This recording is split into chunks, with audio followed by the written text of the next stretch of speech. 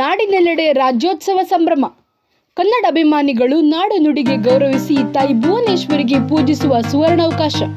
ಹೌದು, ದಾಸರಹಳ್ಳಿ ಕ್ಷೇತ್ರದಲ್ಲಿನ ಮಹಾಕಾಳಹಸ್ತಿ ನಗರದಲ್ಲಿ ರಾಜ್ಯ ರಮಾಬಾಯಿ ಮಹಿಳಾ ಸಂಘದ ವತಿಯಿಂದ ರಾಜ್ಯಾಧ್ಯಕ್ಷರಾದ ಗಿರಿಜಾರವರ ಸಾರಥ್ಯದಲ್ಲಿ 69ನೇ ಕನ್ನಡ ರಾಜ್ಯೋತ್ಸವವನ್ನು ಗೌರವ ಹಾಗೂ ಅರ್ಥಪೂರ್ಣದೊಂದಿಗೆ ಆಚರಿಸಲಾಯಿತು. ನೂರಾರು ಮಹಿಳಾ ಪದಾಧಿಕಾರಿಗಳು ಕನ್ನಡ ಮನ ಸೇವೆಯಲ್ಲಿ ಪಾಲ್ಗೊಂಡರು.